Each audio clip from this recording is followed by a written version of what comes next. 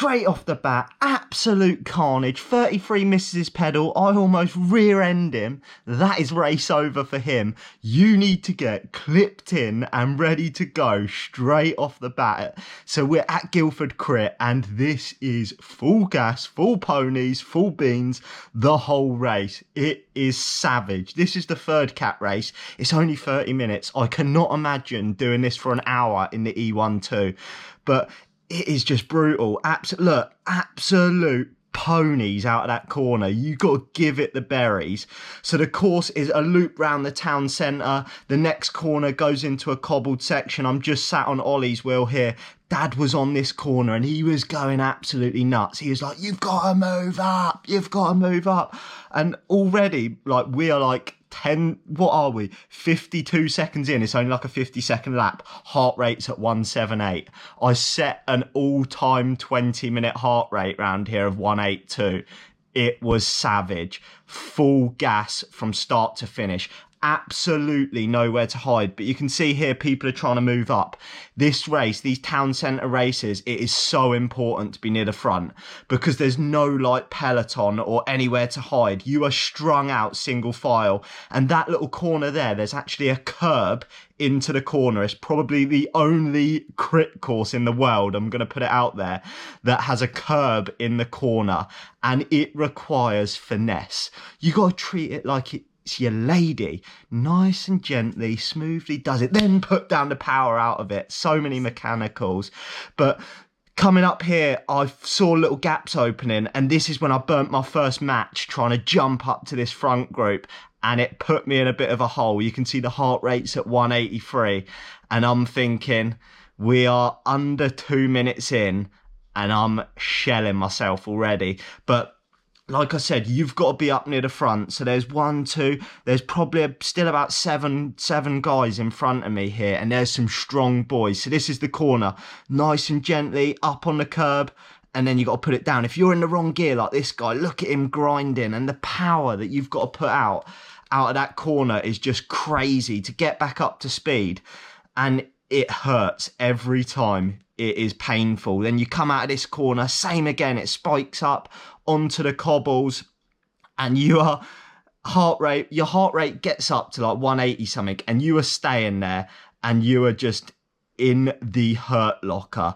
But like I was saying, it gets so strung out that if you're not near the front at the beginning, you can see just down the road there's gaps opening now. 2 guys are going off the front, and those gaps that open, they are really hard to close because there's not like a peloton of you shutting it down. If you're on the front, you're the guy doing the work, and you're not getting that much recovery even if you're in the wheels, because you come out of these corners, up the little curb, out of here, you got to put down the berries, and I've seen that little gap, and I'm like, I've got to try and get over to it, and I am deep in a bad place here, but I'm trying to shut this down straight away or get on it, because if you get on it, you're going to get dragged away. But I do not have the legs just here to get on these 2 guys.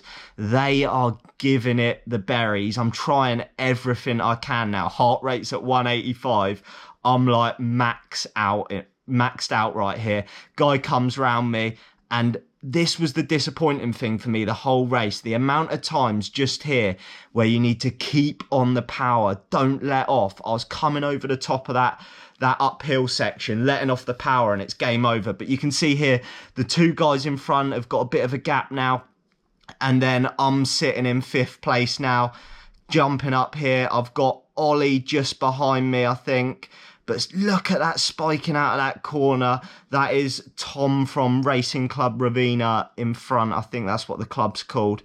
And we're trying to shut down these 2 guys off the front, and they are giving it some serious power. But look in the rear cam, you can see how quickly a gap gets opened up. And like I was saying, off the start, if you're not near the front, you're out the back, because it's only a 50-odd second lap, and you're all strung out single file. Absolutely nowhere to hide. Bloody love it. There's no sitting in waiting to sprint at the end. But look, this is shocking from me. I'm letting the wheel go. I know it's nothing massive, and I'm sort of relying on coming into this bottom corner with a little bit of speed and taking it nicely, and then jumping back on the wheel like that, basically late braking so that I can be lazy at the top. But just there, mate, he has a mechanical, just dodged past him.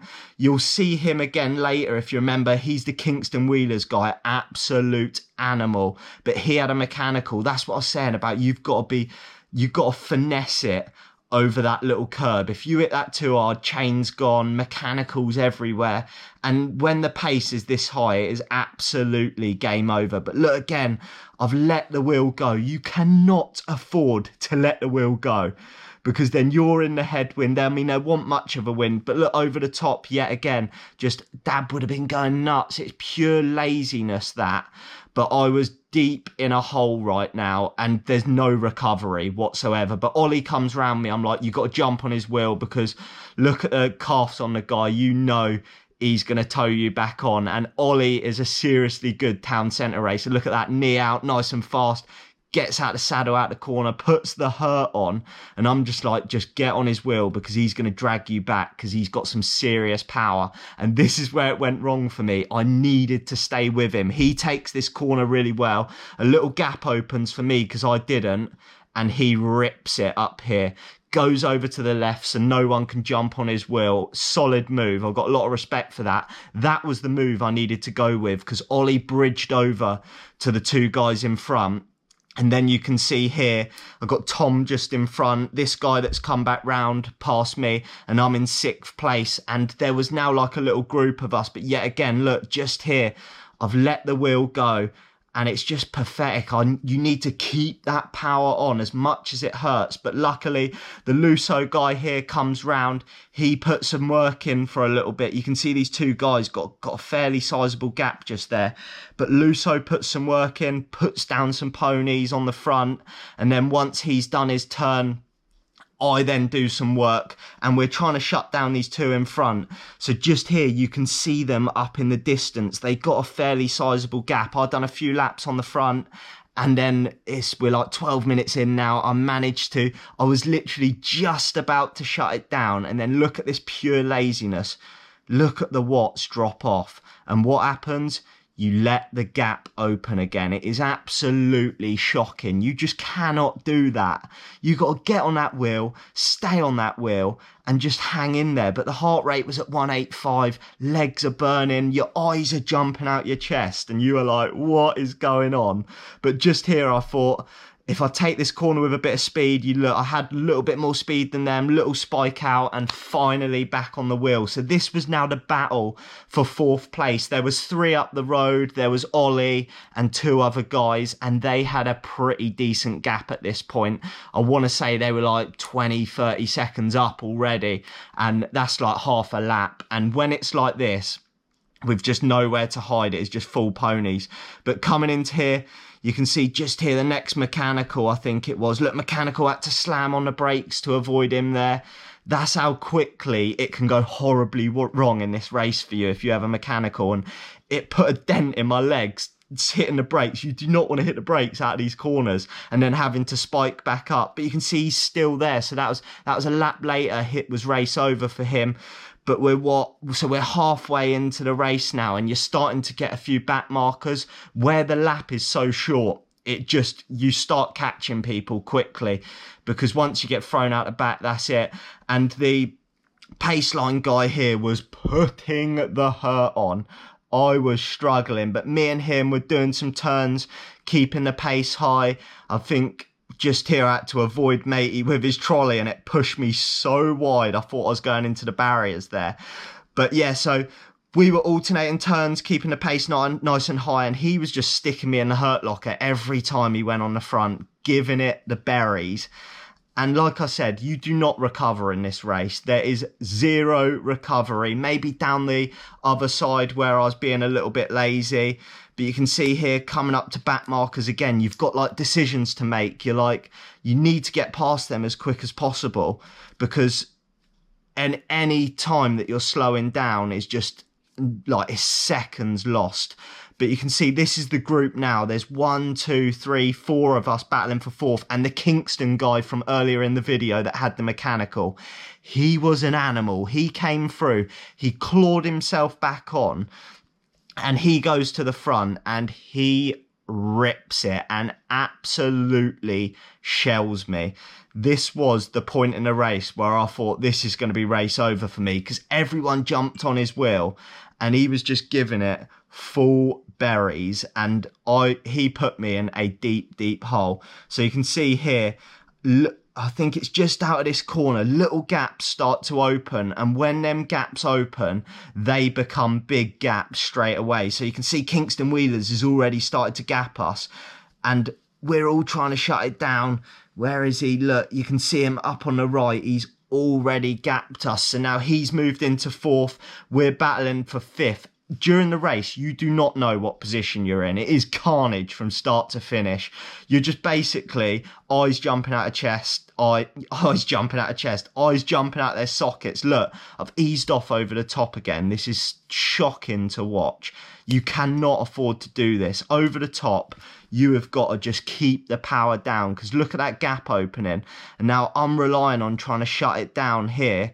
And when you're coming into back markers as well, you don't know what's going to happen, stuff like that. But they are just ripping my legs off. And just here you can see the Kingston Wheelers guy is gone now. We're all like, he's absolutely shelled us. We tried to go with it, couldn't go with it. And we're all looking around thinking, what on earth was that? And then it was a battle for fifth. But this is the key point just here. You'll see this guy on the left that's come past us in the black kit. He was the leader of the race. So he actually lapped us, which sounds massive, but when it's only a 50-odd second lap, it can happen really quickly. And the rule was that if you got lapped in this race, the commissaires said you sprint with 3 laps to go. So knowing that, I'm thinking now we've only got about 4 or 5 laps to go, and I'm starting to prepare myself for a sprint finish. So the paceline guy actually jumped on the wheel of that guy that come past us. I don't think anyone else in my group knew that he was the leader, but I did. So anyway, we're trying to shut down the gap on the paceline guy. Look, you can see, just there. I'm going to put the rear camera on for this because it does not do that. I mean, we've shut down the gap on paceline. Look at this view here. Look how close this is to the barrier. Boom. That's what it's like trying to get past the back markers. It is carnage. Absolutely love it. You've got to be fully committed around here. But we're back on the back of the paceline, guys. So we're battling for fifth now. And I think when we come through just here, if you look over to the right, you can see the lap board. It's 5 laps to go. Now, I know they've said to us, we're sprinting with 3 to go now because the guys lapped us. So this is it now. We've got 2 laps to give it the beans. Everyone's trying to recover. Out of absolutely nowhere, this guy in the black kits comes smoking past us, starts putting the ponies down. I'm like, here we go. I thought at this point that he realised it was only 2 laps to go for us as well. So he starts ripping it. And I'm like, you got to just hang in for 1 lap. And then you can give it the absolute beans on that last lap and try and go for it. And I mean, I don't know what to say about this because I don't think that others in my group realised that we were sprinting on 3 laps to go, because when you're in the top 10, you don't expect to be sprinting until the last lap. But rules are rules. Your man was on the ball and focused, so he knew that it was the sprint with 3 laps to go. So we're coming into the last lap here now, and I'm 4th wheel. I'm in a good position here. I'm thinking I've got the slipstream. Just stay tight to the wheel. I'm not tight enough to the wheel. I should be tighter than that. That is shocking. But I sort of know that I was getting quite good at this bottom corner, so I knew that I'd be able to close the gap down just here, jump back on the wheel, but heart rate's at 179, so we are working. So just here I thought I'm going to spike up, I'm going to try and move up, but I didn't really have the space up against the barriers, so I had to stay where I was. I wanted to move up a space here, and this is where I put my dig in. So just out of this corner, I thought, I'm going early. I've got no sprint. I'm just going to put down the ponies and over to the left like a sneaky little attack. This was my max effort right now. You can see I've gapped them a little bit in the rear view camera through the line, and that was me for 5th place. But here's the twist. No one knew that we were finishing at this point. So we're all sort of easing up, looking round. No one knows what's going on. And I'm thinking, at the time, I didn't know what was going on either. So I thought, stay with them. In my head, I'm thinking that was the finish, but I'm thinking stay with them, see what goes on when we go around this corner. We came out this corner, matey rips it. So I'm like, we're still racing. This is still game on. So I'm like, get back in the zone, get after it, get on the wheel and give it beans. And I think the paceline rider thought this was the 3 laps to go. So you'll see out this corner, he absolutely whacks a sprint. Look at that, full gas. He absolutely shells me. I'm doing like 600 watts there. I have been dispatched. So I think he thought, you can see over there, he stopped pedaling. He thought that was 3 to go. Wrong again. So then we carry on, and then for some reason, I'm gonna zoom in on this bit. For some reason, Tom and the paceline mate, he decided to have a little cuddle here. I don't know what was going on. Look, ew, I thought they were gonna go down, carnage. But yeah, so it was actually 2 laps to go. No one knows what's going on. Their little flipping lovers tiff thing, whatever was going on there, allowed me to get back on the wheel when they were blimmin' almost taking each other out. I do not have a clue what was going on there. But I still didn't, we were all clueless at this point. So we're still racing, basically. The race was actually over, but I feel like I'm going to have to show the last little bit to show you how sort of the finish of the race went. So I'm on Tom's wheel here, and I'm going to jump forward now. This is the last lap. The guy in the black kit takes it up early again. There's Tom and then me. I'm not sure where Paceline matey is. I think he might have been dropped, but I move up now to jump on. I'm trying to get past him here because I knew I wasn't going to have a sprint. Heart rate was already high, but I couldn't get past him, so I've jumped on this lad's wheel. And same again, as soon as we come out here, I thought I've got to do that sneaky move, just put the power down seated, see what I can do. But really all I'd done here was lead out Tom, and then he just opens it up. I had nothing to give. Heart rate 186, he comes past me. And at this point, we had zero idea where anyone come, but the finish of the race was with 3 laps to go. So out of that little group, I actually come 5th. I sort of felt like, I don't know if I deserved it or not. I mean, I had to absolutely hang in there, but obviously Tom beat me in that final sprint. So I was a bit like, but I'm going to take 5th. But honestly, what an absolutely savage race. The crowds were mega. You got like the cowbells going, loads of people watching. That is as close to a professional race that I'm ever going to get to do on the road. And it was mega. If you get the chance to do a town centre crit, you've got to do it. Nowhere to hide, full gas, pain from start to finish, heart rate through the roof, and it is killer. Also, I don't normally commentate in my full kit, but when you see the next video, you'll see a behind the scenes of how I actually make these videos. I am one take in this, but I hope you've enjoyed the video. Guildford Crit, savage. 5th place, really pleased with that. The guys at the front just absolutely ripped it. Some work to do, but what an experience, what a race, and I hope you enjoyed the video.